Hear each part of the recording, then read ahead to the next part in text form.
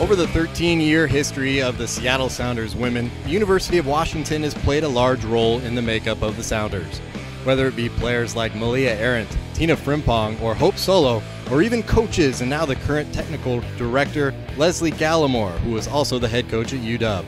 The Huskies and Sounders are tightly connected. Tonight, past, present, and future clash again for the Seattle Sounders and Washington Huskies at Starfire.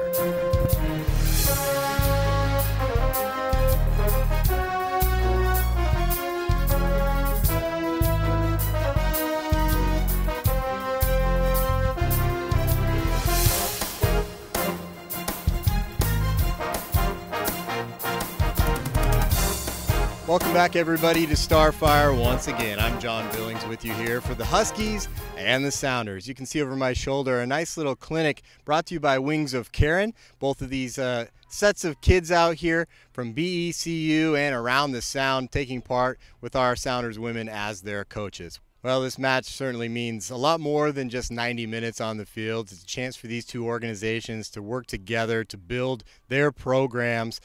And I caught up with both of these coaches before the matchup, Hubert Busby Jr. and Leslie Gallimore, who also works for the Sounders as a technical director, and just asked them a little bit about the team, but more about what this matchup means in the progression of later in this season for the Sounders and for next year for UW. Well, obviously we'll continue to build a relationship. Obviously we've got a great one through years with University of Washington, and now even more so with Leslie being on board with the club, with 5 of their players signed and for the season. Looking forward to having them next week. But really it's just about the process of getting this team ready for the 27th in a few weeks, and so this will be a good test for us. I know it'll go a long way in finally making some decisions about where the players who've been on trial and where they stand. Yeah, we're super excited, to play the Sounder women tonight, and it's great too because it's the pinnacle of our spring. It's our last spring game, and we have an opportunity to finish our spring season undefeated. But more importantly for us is kind of watching the Sounders and being a part of that organization too, is where they are. Some trialists still involved, waiting for some of the college players, some of the ones from my team to join them. So I think there's a little bit of a competition. They know that they're going to have to step on the other side of the field eventually as well, and compete with these players that they're playing against tonight. So it's all great for women's soccer, is to give them the opportunity going into our summer to catapult them into a successful fall season. And last summer, it was just really apparent what the competition on the Sounders and playing in the W League did for our players. Sounders women, a consistent shape in the lineup since the inaugural game under Hubert Busby Jr. And of course our starting lineups are brought to you by Ostrom's Mushrooms. And we've got the 4 kind of 3-3 in the lineup. Erin McNulty, the goalkeeper, the center back, Bridget Reeder from Ball State, really anchoring the defense. Over to the away team, but not that far away. A great crowd coming out in purple as well to support the Huskies.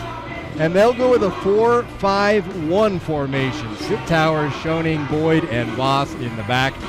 The midfield is going to be a compact one. Elston and Braz on the wings, but they'll play fairly centrally. Allie Bean sits on top of Isabel Farrell, who obliterated cancer. Wings of Karen especially focused on breast cancer awareness. So a lot of events here tonight. There's Lindsay Elston. Puts it into the back post. McNulty was there. I'm not sure she got it. On the near side, you can see just about 4 Huskies right along the touchline. Here's where the space is. Campbell with room to stretch those legs. Now looks back to the left to Boost. Gets a beautiful ball. Kufeld came down and cut out the angle.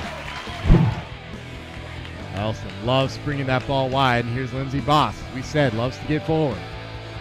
This one is going to challenge McNulty. One step towards, then back to her box. Reeder able to get the job. Little pocket of space in front of the back 4. That's dangerous. Back to Allie Bean.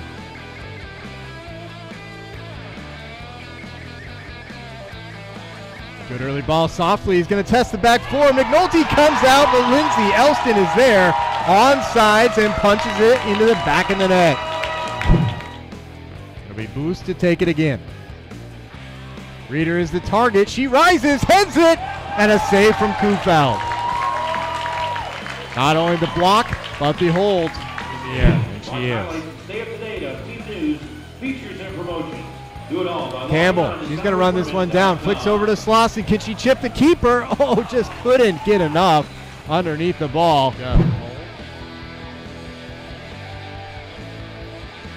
Megan Lindsay on the turn. Does a great job. Gets it down to Campbell. Thought about the first time, then the second. And the sure hands of Kufeld. That had some movement on it. Campbell getting more and more active. You can see that her and Boosk have switched positions now. Campbell up top. And here's Softly. Not the best of first touches, but has somebody to aim for. Now goes to the near post and puts it off the upright.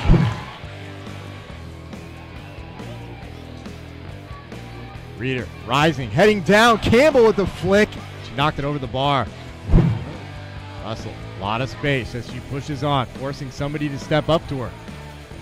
She'll try the shot. It's a good one off the crossbar.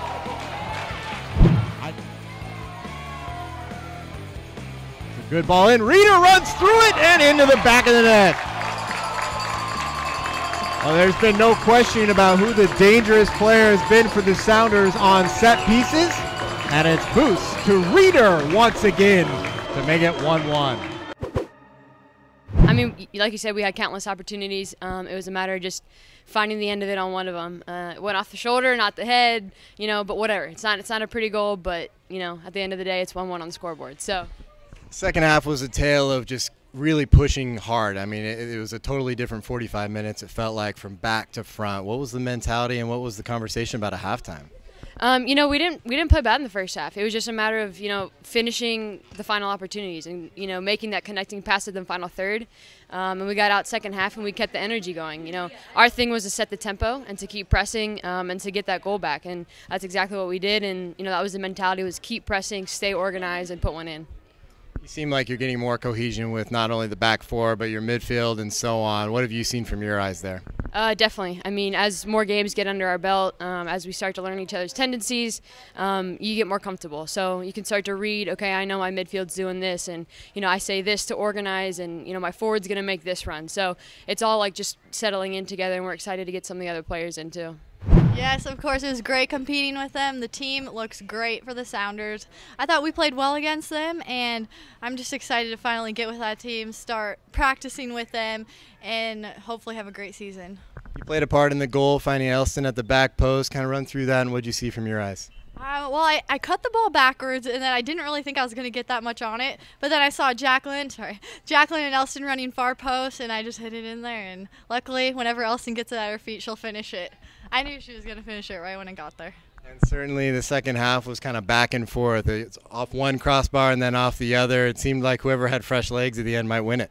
Yeah, both teams at the end, I think we were just grinding it out. I thought it was an awesome effort from both teams, and it was just unlucky for us, and I guess it was unlucky for them too, but I'm happy with the effort, definitely.